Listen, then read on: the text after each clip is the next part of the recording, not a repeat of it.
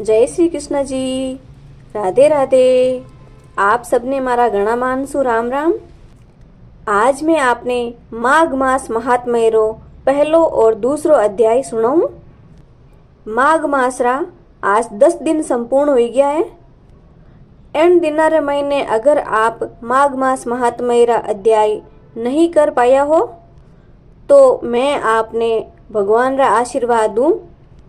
एक दिन में 2 अध्याय रा महात्म्य सुनाऊं, जिन्होंने सुनर आप माघ मास संपूर्ण हुई जड़ तक पूरा महात्म्य सुन सको। तो सुनो ओ माघ मास महात्म्य रो प्रथम अध्याय। नारायणं नमस्कृत्य नरं चैव नरोत्तमं देवी सरस्वती चैव ततो जय मुदीरयेत्। आपने कोई भी व्रत, उद्यापन या फिर महात्म्य कहानी सुनन वास्ते सबू पहला भगवान ने साक्षी राखना चाहिए। जगो ओ मंत्र सुनायो आपने। ई संस्कृत मंत्र रो मतलब है कि सारे संसार के कर्ता श्री भगवान विष्णु, माँ देवी सरस्वती तथा श्री गुरु जी के चरण कमलों में बारंबार नमस्कार, बारंबार नमस्कार, बारंबार नमस्कार। मैं आज माघ मास महात्म्य रा प्रथम अध्याय रो श्रवण करूं, जिका रो फल सकल संसार ने मिले जो मने भी मिल जो। भगवान नु प्रार्थना और निवेदन करने रे बाद रे महीने सब चीज भगवान अपने सुने। बीर वास्ते मंत्र सुनायो आपने। अब माघ मास महात्म्य री प्रथम अध्याय की कथा सुनो।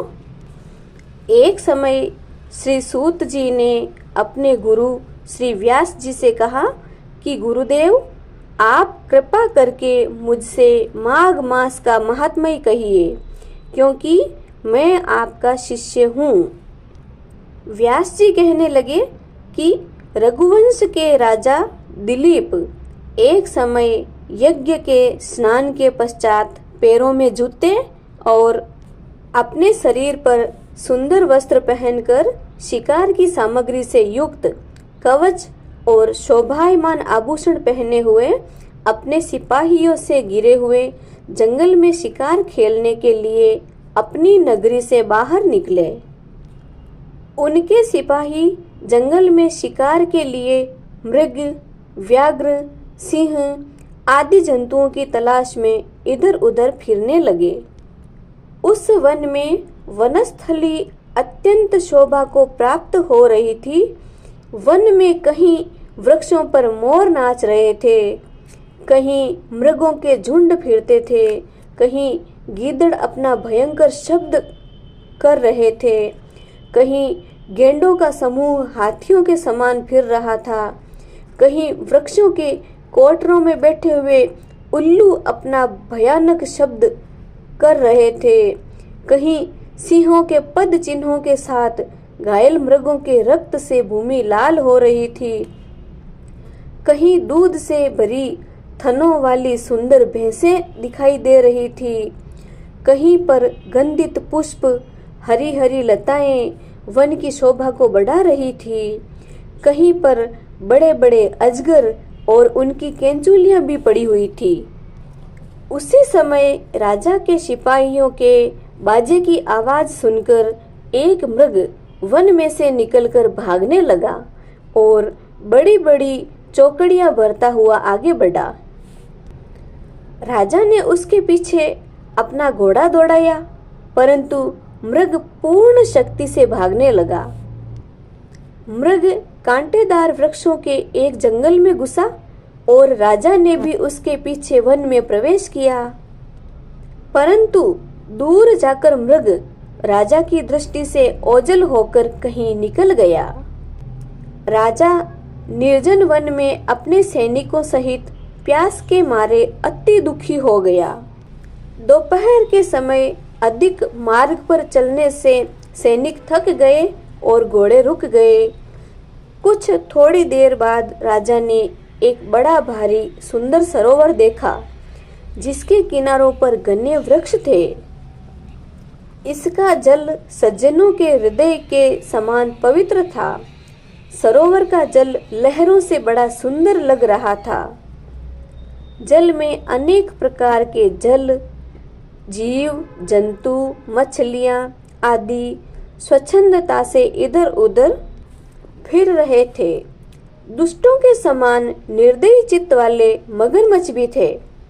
किसी किसी जगह लोभी के घर के समान सीमाल भी पड़ी हुई थी। जैसे विपत्ति में पड़े हुए लोगों के दुखों को हरने वाली दानी पुरुष के समान यह सरोवर अपने जल से सबको सुखी करता था। जैसे मेघ चालक के दुख को हरता है, सरोवर को देखकर राजा की थकावट भी दूर हो गई। रात्रि को राजा ने वहीं पर विश्राम किया और सैनिक पहरा देने लगे और चारों तरफ फैल गए। रात के अंतिम समय में शूकरों के एक झुंड ने आकर अंतिम समय में पानी पिया और कमल के झुंड के पास आया। तब शिकारियों ने सावधान होकर शूकरों पर आक्रमण किया और उनको मारकर पृथ्वी पर गिरा दिया। उस समय सब शिकारी कोलाहल करते हुए बड़ी प्रसन्नता के साथ राजा के पास गए और राजा प्रभात हुआ देखकर उनके साथ ही अपनी नगरी की तरफ चल पड़ा। राजा ने चलते हुए रास्ते में एक तपस्वी को देखा, जिसका शरीर तपस्या और नियम के कारण बिल्कुल सूख गया था। जो मृगछाला और वल्कल पहने हुए था।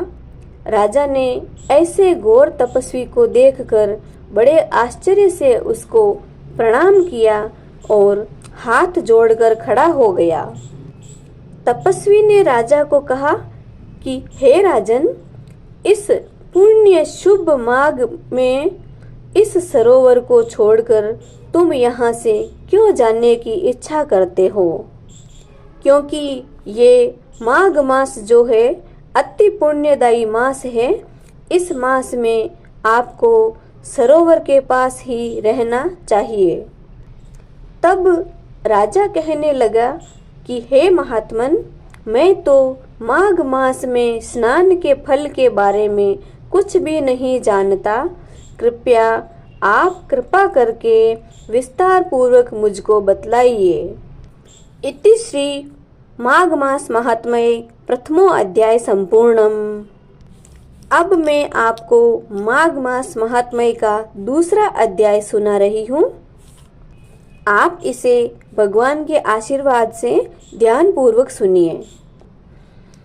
राजा के ऐसे वचन सुनकर तपस्वी कहने लगा कि राजन, भगवान सूर्य बहुत ही शीघ्र उदय होने वाले हैं, इसलिए यह समय हमारे लिए स्नान का है, कथा का नहीं।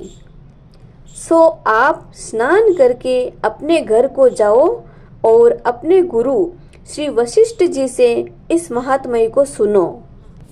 इतना कहकर तपस्वी सरोवर में स्नान के लिए चले गए और राजा भी विधि पूर्वक सरोवर में स्नान करके अपने घर लौटा और रानीवास में जाकर तपस्वी की सब कथा रानी को सुनाई। तब सूत जी कहने लगे कि हे महाराज, राजा ने अपने गुरु वशिष्ठ जी से क्या प्रश्न किया और उन्होंने क्या उत्तर दिया, सो मुझसे कहिए। व्यास जी कहने लगे, हे सूत जी, राजा दिलीप ने रात्रि को सुख से सोकर प्रातः समय ही अपने गुरु वशिष्ठ के पास जाकर उनके चरणों को छूकर उन्हें प्रणाम करके नम्रता से पूछा कि गुरुजी, आपने आचार, दंड, नीति, राज्य, धर्म तथा चारों वर्णों को, चारों आश्रमों की क्रियाओं, दान और अनेक विधान, यज्ञ और उनकी विधियां, व्रत, उनकी प्रतिष्ठा तथा भगवान विष्णु की आराधना बतलाई है। परंतु अब मैं आपसे माघ मास के स्नान के महात्म्य को सुनना चाहता हूँ। सो हे तपोधन, नियम पूर्वक इसकी विधि समझाइए। गुरु वशिष्ठ जी कहने लगे कि हे राजन, तुमने दोनों लोकों के कल्याणकारी, वनवासी तथा गृहिणियों के अंतःकरण को पवित्र करने वाले माघ मास के स्नान का बहुत सुंदर प्रश्न पूछा है। मकर राशि में सूर्य के आने पर माघ मास में स्नान का फल गाय, भूमि, तिल, वस्त्र, स्वर्ण, अन्न, घोड़ा आदि दानों तथा चंद्रायण और ब्रह्मपूर्व व्रत आदि से भी अधिक होता है। वैशाख तथा कार्तिक के जप, दान, तप और यज्ञ बहुत फल देने वाले हैं, परंतु माघ मास में इनका फल बहुत ही अधिक हो जाता है। माघ मास में स्नान करने वाला पुरुष राजा और मुक्ति के मार्ग को जानने वाला होता है। दिव्य दृष्टि वाले महात्माओं ने कहा है कि जो मनुष्य माघ मास में सकाम या भगवान के निमित्त नियम पूर्वक माघ मास में स्नान करता है, वह अत्यंत फल वाला होता है। उसको शरीर की शुद्धि, प्रीति, ऐश्वर्य तथा चारों प्रकार के फलों की प्राप्ति होती है। अदिति ने 12 वर्ष स्नान किया, इससे उसके तीनों लोकों को उज्जवल करने वाले 12 पुत्र उत्पन्न हुए। माघ मास में स्नान करने से ही रोहिणी, सुभगा, अरुंधति दानशील हुई और इंद्राणी के समान रूपवती होकर प्रसिद्ध हुई। जो माघ मास में स्नान करते हैं तथा देवताओं के पूजन के रूप में तत्पर रहते हैं, उनको सुंदर स्थान, हाथी, घोड़ों की सवारी तथा दान को द्रव्य प्राप्त होता है और अतिथियों से उनका घर भरा रहता है। उनके घर में सदा वेद ध्वनि होती रहती है। वह मनुष्य धन्य है जो माघ मास में स्नान करते हैं, दान देते हैं तथा व्रत और नियमों का पालन करते हैं और दूसरे पुण्यों के क्षीण होने से मनुष्य स्वर्ग से वापस आ जाता है। परंतु जो मनुष्य माघ मास में स्नान करता है, वह कभी स्वर्ग से वापस नहीं आता है। इससे बढ़कर कोई नियम, तप, दान, पवित्र और पाप नाशक नहीं है। भृगु जी ने मणि पर्वत पर विद्याधरों को यह सुनाया था। तब राजा ने कहा कि हे ब्राह्मण, भृगु ऋषि ने कब मणि पर्वत पर विद्याधरों को उपदेश दिया था, सो मुझे बतलाइए। तब ऋषि जी कहने लगे कि हे राजन, एक समय 12 वर्ष तक वर्षा न होने के कारण, सब प्रजा क्षीण होने के कारण संसार में बड़ी उद्विग्नता फैल गई।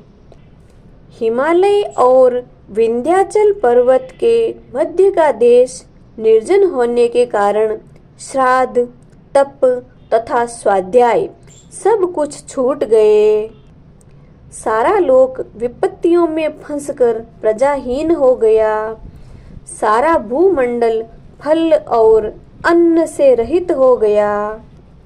तब विंध्याचल से नीचे बहती हुई नदी के सुंदर वृक्षों से आच्छादित अपने आश्रम से निकलकर श्री भृगु ऋषि अपने शिष्यों सहित हिमालय पर्वत पर गए। इस पर्वत की चोटी नीली और नीचे का हिस्सा सुनहरी होने से सारा पर्वत पीतांबरधारी श्री भगवान के सदृश लगता था। पर्वत के बीच का भाग नीला और बीच बीच में कहीं कहीं सफेद स्फटिक होने से तारों से युक्त आकाश जैसी शोभा को प्राप्त होता था। रात्रि के समय वह पर्वत दीपकों की तरह चमकती हुई दिव्य औषधियों से पूरित किसी महल की शोभा को प्राप्त होता था। यह पर्वत शिखरों पर बांसुरी बजाती और सुंदर गीत गाती हुई किन्नरियों तथा केले के पत्तों की पताकाओं से अत्यंत शोभा को प्राप्त हो रहा था। यह पर्वत नीलम, पन्ना, पुखराज तथा इसकी चोटी से निकलती हुई रंग बिरंगी किरणों से इंद्रधनुष के समान प्रतीत होता था। स्वर्ण आदि सब धातुओं से चमकते हुए रत्नों से चारों ओर फैली हुई अग्नि ज्वाला के समान शोभायमान था। इसकी कंदराओं में काम पीड़ित विद्याधरी अपने पतियों के साथ आकर रमण करती हैं और गुफाओं में ऐसे ऋषि मुनि जिन्होंने संसार के सब क्लेशों को जीत लिया, रात दिन ब्रह्म का ध्यान करते हैं और कई एक हाथ में रुद्राक्ष की माला लिए हुए शिव की आराधना में लगे हुए हैं। पर्वत के नीचे के भागों में जंगली हाथी अपने बच्चों के साथ खेल रहे हैं तथा कस्तूरी वाले रंग बिरंगे मृगों के झुंड इधर उधर भाग रहे हैं। यह पर्वत सदा राजहंस तथा मोरों से भरा रहता है, इसी कारण इसको हेमकुंड कहते हैं। यहाँ पर सदैव ही देवता, गुह्याक और अप्सरा निवास करते हैं। इति श्री माघ मास महात्म्य का द्वितीय अध्याय संपूर्णम। बोलो श्री विष्णु भगवान की जय। जय श्री कृष्ण जी। राधे राधे।